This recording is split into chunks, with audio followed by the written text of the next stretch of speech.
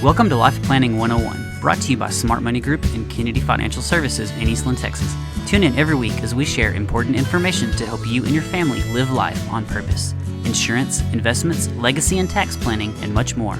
All covered now on Life Planning 101. Welcome back, everyone, to another edition of Black and White Market Minute. My name is Henry Knowles. I'm joined with the usual other three, Sam Barker, Brent Bible, and the one and only Aaron Kennedy. Let's get going. Hey, everybody. Happy Friday to everybody. Let's start off. I think we're going to try to talk a little bit about interest rates this week and just how crazy it's been. So, Brent, go ahead and start us off with where we should be on CD rates and all that good stuff. Well, it should be, if you're looking real short term, still should be in that 4.3% range. That's on a 3-month. So, like I say, you want to still get the best rate you can while they are still decent. Of course, the yield curve, it's still pretty well normal right now. We actually got interesting charts and information on that to show how quickly that kind of shifted through April and when we got to that positive yield curve. Feels good to be normal again, but that's typically, can't wait to see what it actually means. Yeah. So what's going on in the world, Henry? Yeah, market returns, they're coming back to, I wouldn't say normal, but we're rebounding worldwide, not only in the U.S. Speaking of the U.S., really big week for the market. S&P up a little over 4.5%. The NASDAQ up over 6% this week, and also kind of a risk on or a risk, just a sign that people are looking to take more risk is actually Bitcoin. We're up a little over 12% on the week. Speaking of international markets, they're also rebounding. The DAX over in Germany up about 5% on the week. Over in Asia, the Japanese market as well as the Hong Kong market up 2.5% as well as 4%. So yeah, we're seeing a nice rebound going on right now. You're mentioning what a great week it is for Bitcoin. I was reading an article, and it was going through about the same thing we've been seeing about people trying to get, or countries trying to get the U.S. dollar off their balance sheet. We pulled up a chart, what Brent was referring to earlier, just on the movement of interest rates.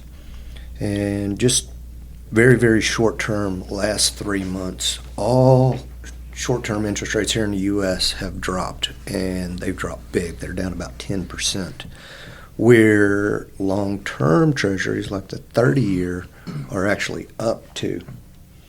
And who knows, it's going to take 30 years to figure out why and where and how and all that stuff. But if you just look at it from the basis of supply and demand, when interest rates are dropping, and it has nothing to do with what the Fed is talking about, it is that people are flooding out there and buying our U.S. treasuries just as fast as they can. Can't go anywhere in the world and get 4.3% with almost zero risk. You can't do it. So we had this other little cool chart where those interest rates would just drop like a rock, and it seems like, just on almost a perfect pattern, it'd pop right back up. It's like as soon as we issued, it'd go right back to 4.3, and then the market would bid them down. It's just buy. So that's a good indicator that the market believes that we're wrong, or that Jerome Powell is wrong. And just on the flip side, long term, if interest rates are spiking, that means people are selling. Sell. And those long-term treasuries are actually, the yields on them are up 2%. So what does that mean? Is it that, hey, we believe long-term inflation is going to be a lot greater than what our expectations are, so go ahead and sell because you don't want to lock in those real losses? Or is it more fear that maybe we can't pay back our debt? Or, what is it? And a lot of that money is going to gold. A lot of that money is going to Bitcoin. Other long-term, long-duration assets that people believe are still going to be there and have value over the next 30 years. Well, and not just people, but other countries. Other countries, yeah. Other countries. And that's the big, I mean, that's what is driving gold through the roof right now, is countries putting gold on their balance sheet. So if you could imagine just the run we've had in gold, what would happen if they did start using Bitcoin? That would be incredible. And I know we've taken some steps to add it to our balance sheet, but if the U.S. started buying for the balance sheet, I think right now, what are they doing? They're taking the confiscations. The confiscations of Bitcoin through the FBI, CIA, and other law enforcement, and I think that's what they're using for their balance sheet assets, or that at least that's the direction they're going. Yes. So I mean, if it's going to be a green light if we say, hey, we're going to put 1% of our assets in Bitcoin, and the next country is going to say, well, if the U.S. is doing it, we should go ahead and do it, and Katie bar the door. Yeah. That's the big change. Not saying that's exactly what's happening, but it's fun to think about. What else are you going to invest in over the next 30 years that's going to keep you safe, keep your currency stable, have access to liquidity and, good trade partners? It's all pretty interesting. Well, very interesting. I almost said for a second there, would it not be a signal that the U.S. government is losing faith in the U.S. dollar to buy Bitcoin, but they still have gold on their balance sheet, so that doesn't make any. I mean, it's just a reassurance of the dollar at that point. Right. If you believe in Bitcoin. If you believe in Bitcoin, and you know what, you brought up an excellent point, because that is absolutely one of the biggest reasons why the government should not buy Bitcoin, is to not have any competition with the U.S. dollar. But, long term, we've talked about this a lot, that Bitcoin, when we hit our stabilization value, the Bitcoin should be depreciated in price by about the same amount as global currency printing. So, in theory, the U.S. could get to a point where every dollar they printed, their Bitcoin would go up in value as well, and it would keep their balance sheet pretty even. Well balanced. So that's neat. I've always said I don't even know how to put it. What if the U.S. government was that smart and Bitcoin was created by the CIA to do exactly this thing, and now all of a sudden they can print whatever they want, and world power forever. Yeah. Well, and I think that's one of the most interesting things that a lot of people don't know about Bitcoin, is we don't know where it came from. Yes. And the creator, how do you say his name, Henry? Satoshi Nakamoto, something. Yeah, that sounds right. Very good. I think they still, that wallet or whatever it is, I don't know how they track it, but they say that they still hold the majority of the Bitcoin, or more than anybody else in the world. So if it was the U.S. government that did that, there would be, talk about a leg up. Yeah, just as big a conspiracy or mystery as the JFK assassinations, Jack the Ripper, Brent talking on the podcast. Were you going to say the moon landing? The moon landing, yeah. Yeah. Area 51. The moon landing, that's pretty funny, because I never even knew that was any kind of conspiracy until just very, very recent. 5 years ago, maybe? Yeah, it's been very recent. So TikTok has just opened up my whole world. I didn't realize the world was flat. And I don't have TikTok. Good for I've you. held out. It's poison. It's poison. But Brent, earlier we were looking at all these charts. And it's not even the point that interest rates are moving down or moving up. It's the volatility of it. And I know in your past line of work, tell me how people react with interest rate moves.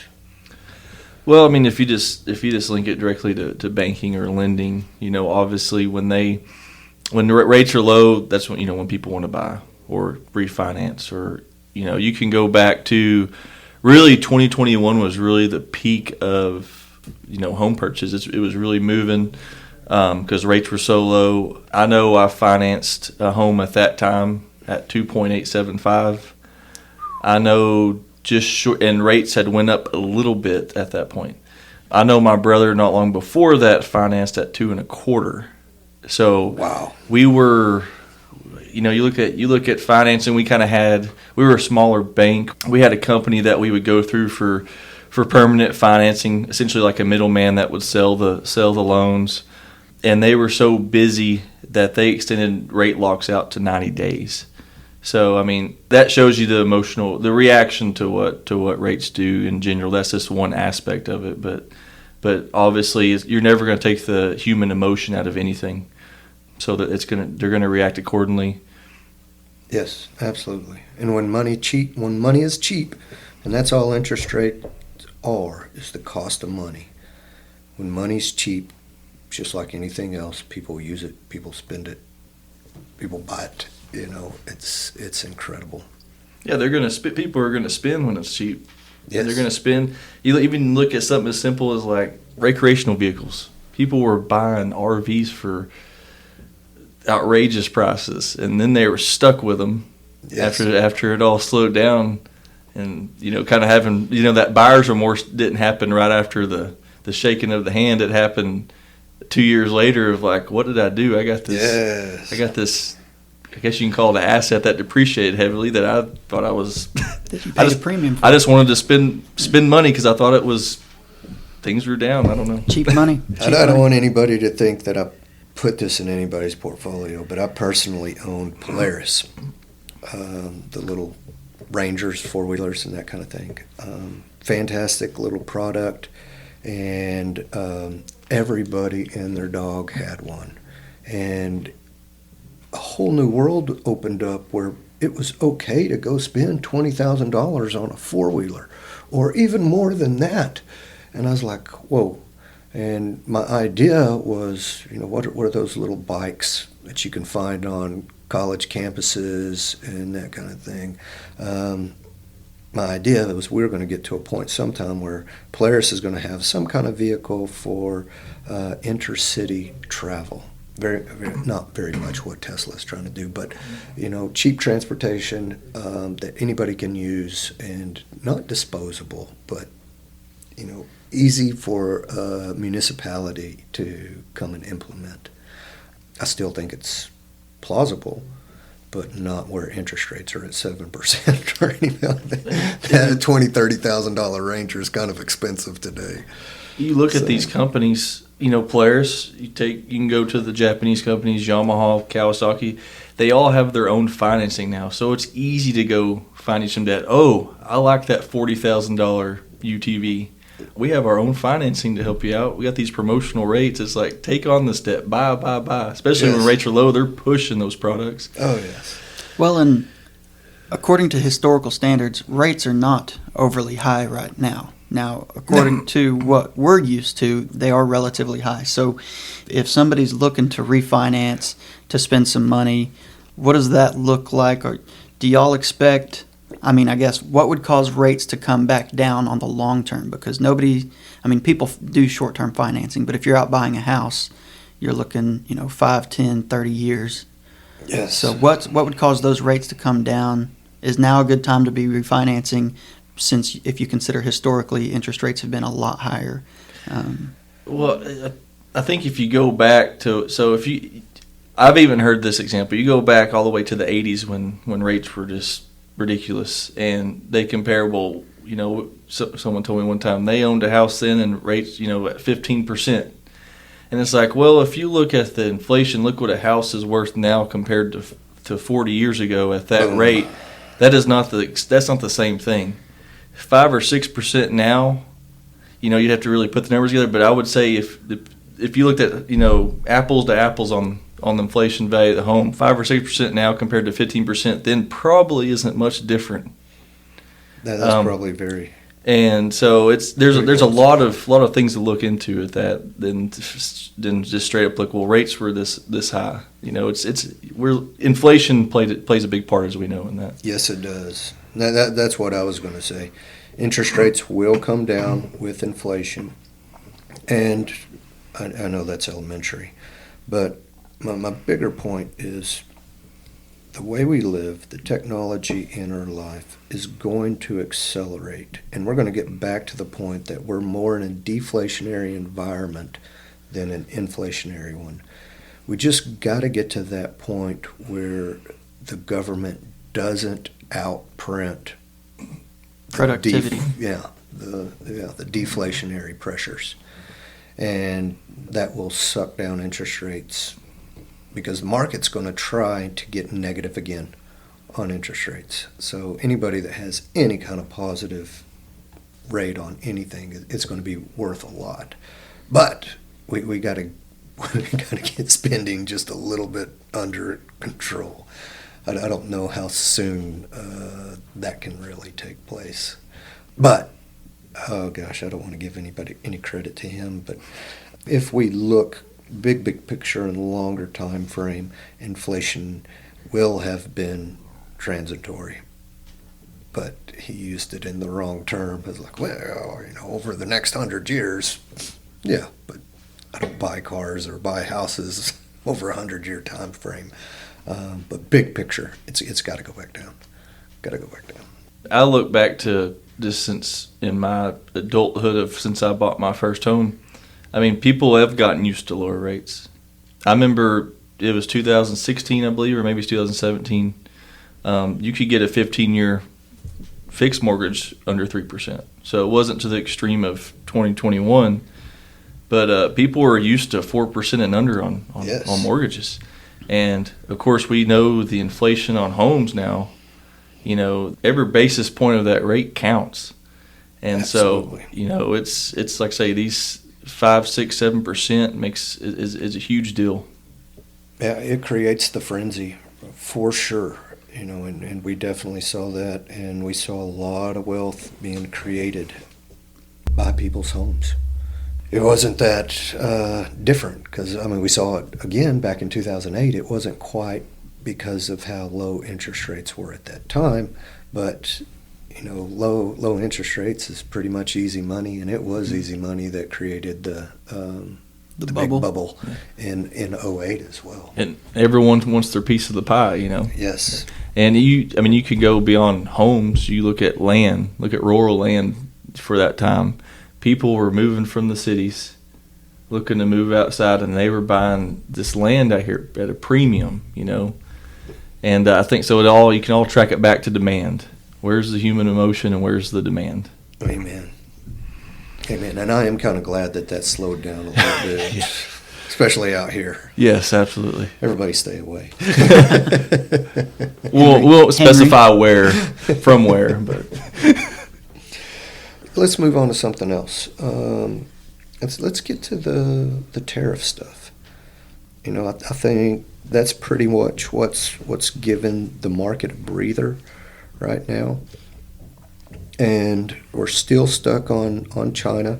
The rest of the world, I think, is coming around to it. But I want everybody to realize that we have the upper hand in all of these negotiations. And don't take it the wrong way when I say the upper hand. Who was it again? It wasn't Cobb Bass. Oh gosh. He was talking about in all these different trade agreements that he's wanting. He's not wanting free trade. They want fair trade.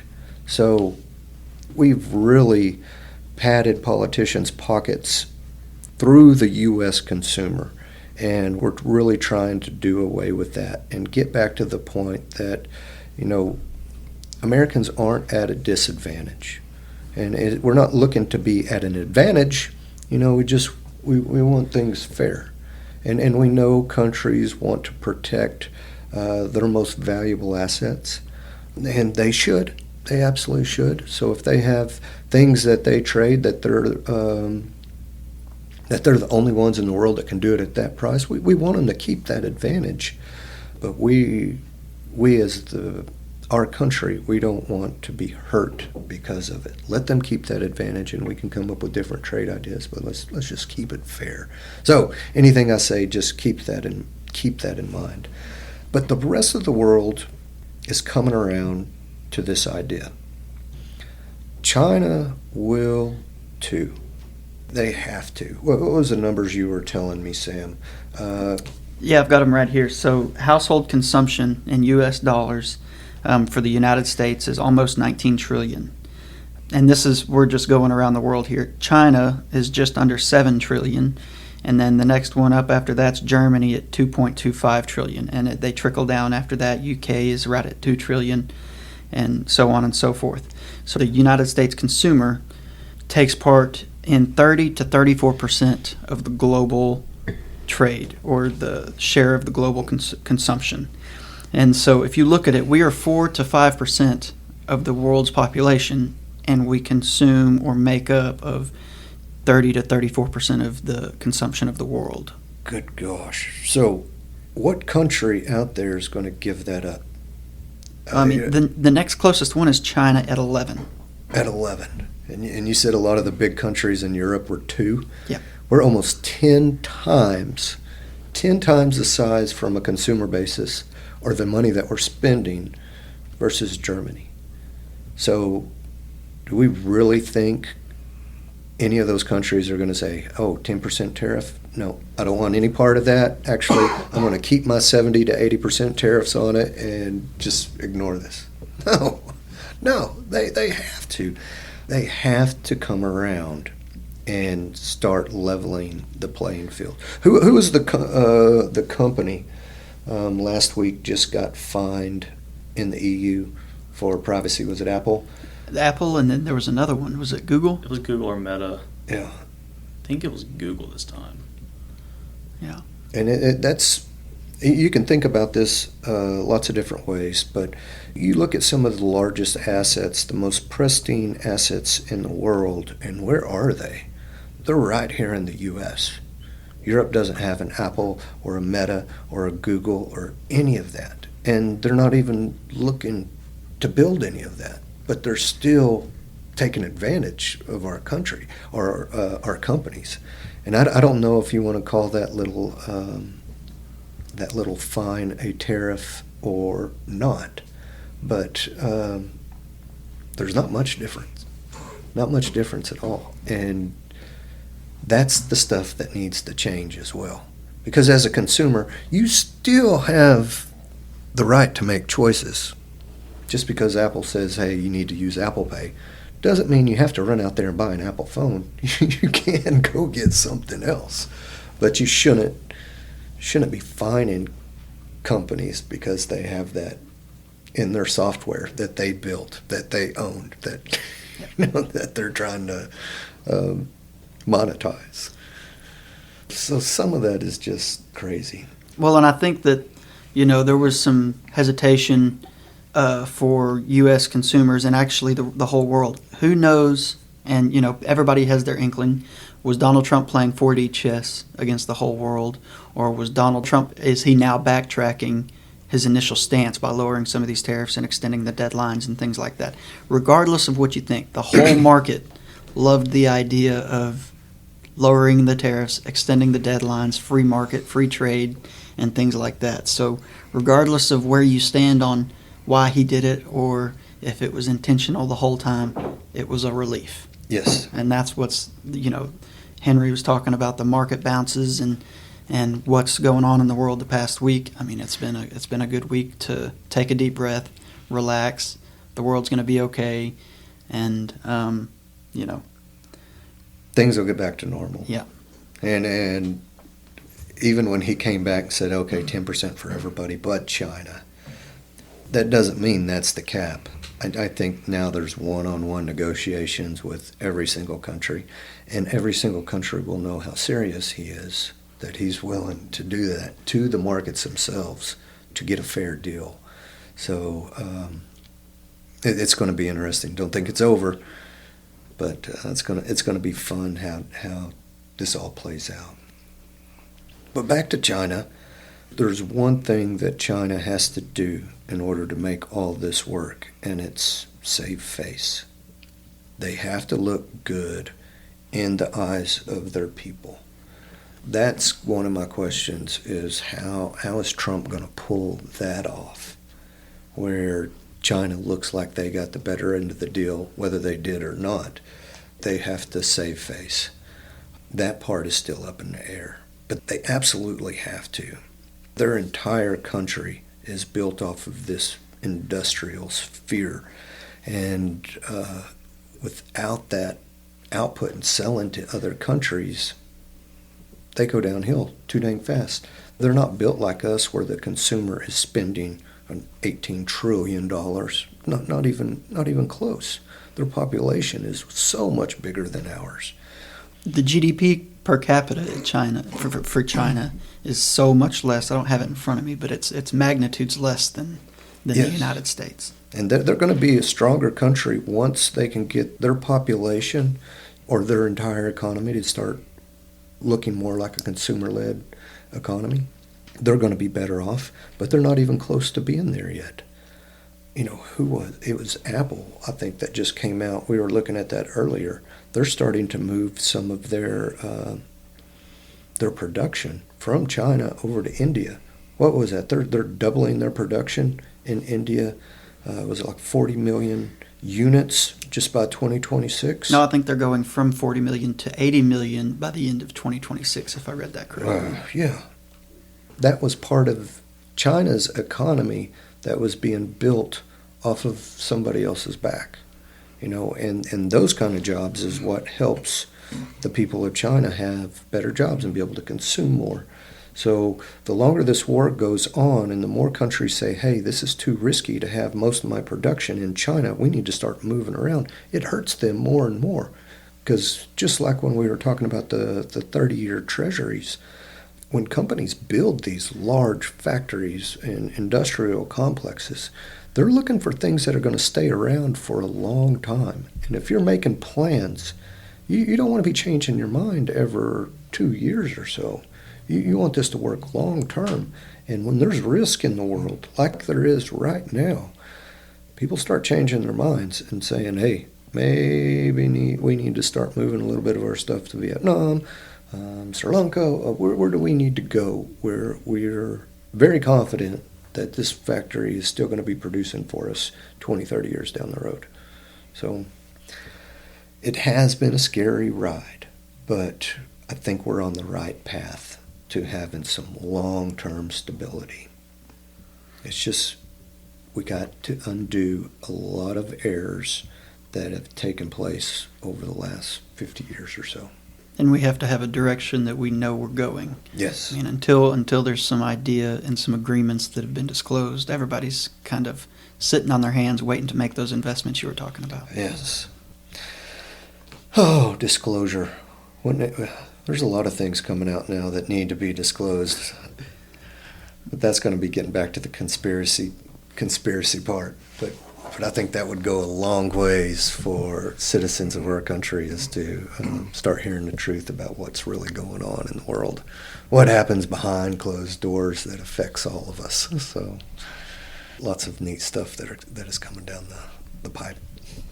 I was watching a movie the other day with my oldest son, National Treasure. They discovered the president's book. So when it's like secret information that no one knows. What is it? Was that the old Nicolas Cage. Nicolas Cage? Yeah. Oh yeah, I love that movie. Absolutely love that movie. But guys, we're not as excited as we were last week, and I don't think the volatility is over yet. Still wonderful, wonderful opportunities out there. We don't get these times very often where the market just behaves irrationally. And we did take advantage of it quite a bit. Very excited about that part, and kind of a double-edged sword. If we take advantage of it some more, that means the market gets more rocky. More affordable. More affordable, yes. But this is one of those times that makes a material difference in our portfolio and our wealth over the long term. So don't think we're just sitting on our hands watching it happen. We've been very active and very excited about this. So everybody know at the end of the day, everything's going to be all right. We're all going to get through this. Technology isn't slowing down. Gosh, I was going to throw in a Novo pump. The U.S. population is not going to get any skinnier. I'm a testament to that. Yes. Well, yeah, I saw something the other day. It was like during the the Kennedy presidency. There was a video of a PE class, and just the general PE class kids had to do. They were doing pull-ups and going across monkey bars, push-ups. It was all organized and exercising. Then they even had an advanced PE class for people were just active and just general activity. And you go back to like what our kids are doing nowadays, and I can even get on a rant about my baseball team. So it's just kids need to get out and get active, and I think, like I say. Yeah, we went from being on the monkey bars to using the meta glass or whatever that is and playing a video game about being on the monkey bars. Times have changed. Get outside, go walk, go stretch your legs. Get off TikTok. Get off TikTok, enjoy our beautiful world, and enjoy it with people that you love. Well, I think that is a fantastic closer for the podcast today. Does anybody have anything else they want to throw in, Henry? No. I'm not today. No blurbs? No. All right. Well, that's another episode of Black and White Market Minute on Life Planning 101. Thank you for joining us for Life Planning 101, brought to you by Smart Money Group and Kennedy Financial Services. If you have questions, you can email them to lifeplanning@kennedy-financial.com. Be sure to tune in next week for more Life Planning 101.